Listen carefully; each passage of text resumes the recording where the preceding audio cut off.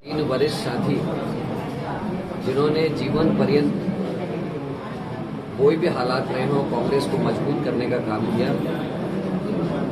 Youth Congress से जिन्होंने अपने राजनीतिक जीवन की शुरुआत की, आदरणीय देवेंद्र बिज जी जो 3 बार चेयरमैन भी रहे। उसके अलावा संसार सिंह जी जो हमारे प्रधान रहे हैं, और यासीन जी, ये 3 ऐसे साथी हैं जिन्होंने पूरे जीवन कांग्रेस की आइडियोलॉजी को पुष्पित करने का काम किया और बद से बदतर हालात में भी कांग्रेस का दामन नहीं छोड़ा। आज विकास नगर के सभी कार्यकर्ताओं ने उनके कंडोलेंस यहाँ रखी थी, उनको श्रद्धांजलि सभा यहाँ रखी है और उसी में सम्मिलित होने में आया। आप लोग किस चीज़ को कैसे लेते हैं, मैं उसको ऐसे नहीं लेता। कार्यकारिणी का गठन एक राजनीतिक निर्णय है और सही समय पर सही निर्णय लिया जाता है। पहले भी 3-3 साल कार्यकारिणी आई, कोई फर्क उसका नहीं पड़ा। फर्क तब पड़ता जब मेरे कार्यक्रम नहीं होते। मैं लगातार पौने 3 साल से उत्तराखंड में हर 10 से 15 दिन में कोई ना कोई कार्यक्रम कर रहा हूँ और सफल कार्यक्रम कर रहा हूँ।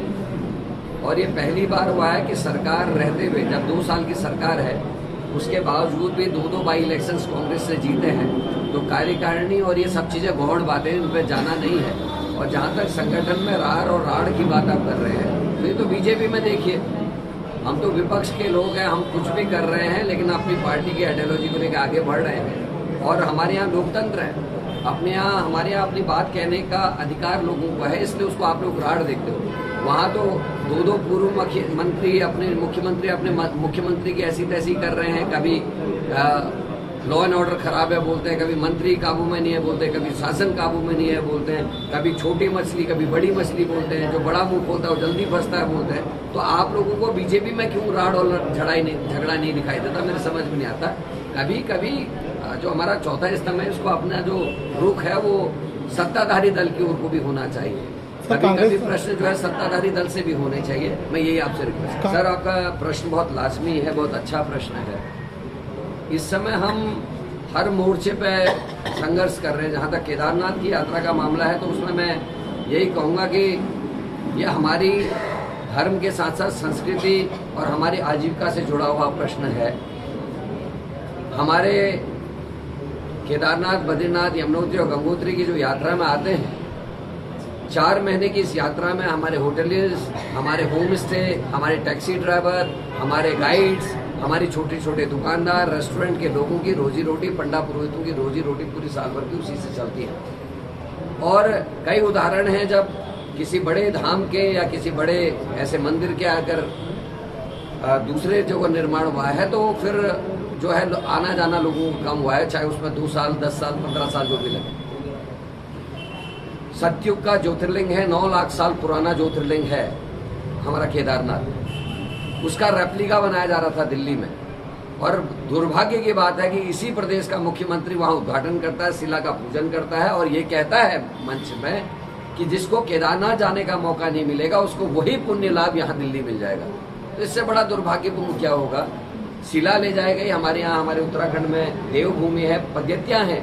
यहाँ तक कि अगर मंदिर की मिट्टी भी ले जाई जाती है, पत्थर ले जाया जाता है तो उसकी इजाजत देवों से ली जाती है, उसमें वाद्य यंत्र बुलाए जाते हैं, उसको बजाने वाले विशेषज्ञ बुलाए जाते हैं और देवताओं को प्रकटीकरण करने के बाद उनसे इजाजत ली जाती है कि हम इसको वहाँ भी ऐसा कुछ करना चाहते हैं, आप इजाजत हाँ या ना।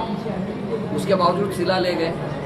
केदारनाथ में सोने की चोरी की बात आई, आज बीकेटीसी और बीजेपी मना कर रही, लेकिन मैं आप सबसे पत्रकारों से पूछता हूँ, तो आपके ऊपर भी प्रश्न चिन्ह। 2 साल पहले सारे प्रेस रिपोर्टर्स ने, बड़े अखबारों ने, लीडिंग पेपर्स ने अखबारों में और चैनल्स में दिखाया कि 18 घोड़ों में 230 किलो सोना ले जाया गया। बीकेटीसी के अध्यक्ष और बीजेपी 2 साल तक चुप क्यों रही, खंडन क्यों नहीं किया। आज जब हम कह रहे हैं कि 230 किलो नहीं है, आप वो खुद 23 किलो कह रहे हैं, तो 2 साल क्यों लगे खंडन करने में, अतिरिक्त सुरक्षा क्यों मांगी। और जहां आप और मैं, जो हम यहीं के रहने वाले हैं, हम मोबाइल लेकर अंदर केदारनाथ के गर्भगृह में नहीं जा सकते।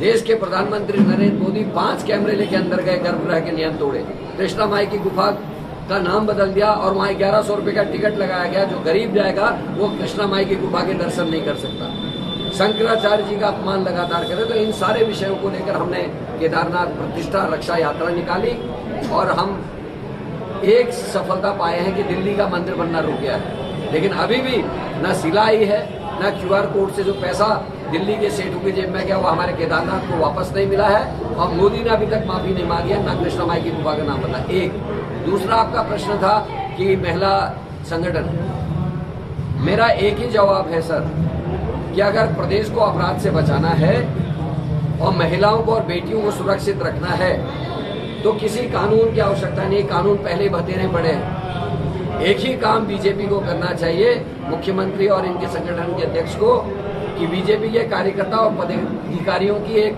वर्कशॉप करें और उनसे अपील करें कि आप अपराध ना करें। उनसे अपील करें कि आप बलात्कार या किसी की हत्या ना करें तो अपराध खत्म हो जाए। इसका कारण बताता हूँ। अंकिता भंडारी में पुलकित आर्या बीजेपी के मंत्री का बेटा, संतरेसा हरिद्वार में 26 जून को इसी साल 14 साल की बेटी का बलात्कार और हत्या, मुख्य आरोपी बीजेपी के OBC सेल का सदस्य, लाल कुआं का दुख संघ का चेयरमैन बीजेपी का, आज भी भागा भागा फिर रहा है। कल अंतिम डेट थी जमानत लेने की, पुलिस की अभिरक्षा से गायब है। सल्ट का इनका मंडल अध्यक्ष और चंपावत का मंडल अध्यक्ष दोनों रेप के मामले में जमानत में बाहर हैं। और जमानत क्यों? क्योंकि प्रशासन और पुलिस ने केस कमजोर बनाया। भर्ती घोटाले हुए, SSC भर्ती घोटाले में हाकम सिंह बीजेपी का जिला पंचायत सदस्य, पटवारी पेपर लीक हुआ, बीजेपी का मंगलौर का मंडल अध्यक्ष। अब बताइए, भर्ती घोटाले हो, पेपर लीक हो, बलात्कार हो, हत्या हो, सब में तो बीजेपी वालों के नाम आ रहे हैं। तो कानून की आवश्यकता नहीं है, आवश्यकता है बीजेपी के कार्यकर्ता और पदाधिकारियों की वर्कशॉप बुलाएं और उनको ट्रेनिंग देके वो अपराध न करें, तो ये हमारा प्रदेश सुरक्षित हो जाएगा। इसीलिए चेताने के लिए, उनको जगाने के लिए कल महिला कांग्रेस ने यात्रा निकाली। जिसके मंत्री के विभाग में सैन्य धाम में घोटाला, सारे आपके पत्रकार साथियों ने बताया, जांच नहीं हुई। उसके बाद हॉर्टिकल्चर का घोटाला आया सामने, जिसको एक दीपक करगिल नाम के एक नौजवान ने उजागर किया और हाईकोर्ट ने निर्देश दिए सरकार को कि इसमें CBI की जांच कराई जाए। मंत्री जी अपने विभाग के अधिकारियों को लेकर मुख्यमंत्री से पूछताछ करके सुप्रीम कोर्ट चले गए। सुप्रीम कोर्ट से डांट खा के वापस आए।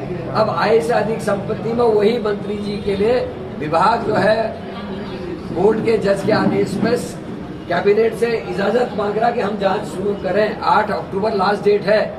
कल भी कैबिनेट बैठक आनंद फानंद में बुलाई और एक उससे पहले कैबिनेट बैठक हुई। अभी तक मुख्यमंत्री जी के पांव कांप रहे हैं मंत्री के खिलाफ जांच बैठाने में। हो सकता है संगठित अपराध हो सकता है मंत्री जी के पास कुछ ऐसे राज हो कि कैबिनेट के साथी और मुख्यमंत्री उनके खिलाफ जांच के आदेश देने में डर रहे हो कि कहीं हमारा कोई बात न खुल जाए। तो ये प्रदेश के हालात हैं, न बेटियां सुरक्षित, न सीमाएं सुरक्षित, न रोजगार सुरक्षित, न किसान सुरक्षित और न कोई विभाग सुरक्षित। आज हालात ये है, केदारनाथ के उपचुनाव में 5 मंत्रियों की ड्यूटी लगी है। मंत्रियों का काम अपने विभागों की देखरेख करना, जनता की सेवा करना और चुस्त दुरुस्त रखना है। वो उल्टा रहा है। एक इलेक्शन के लिए, बाई इलेक्शन के लिए 5 मंत्रियों की ड्यूटी लग रही है। गरीब जनता को देखने वाला कोई नहीं है। आप चले जाइए इंटरव्यू लेने या बात करने, आपको मंत्री समय नहीं देगा।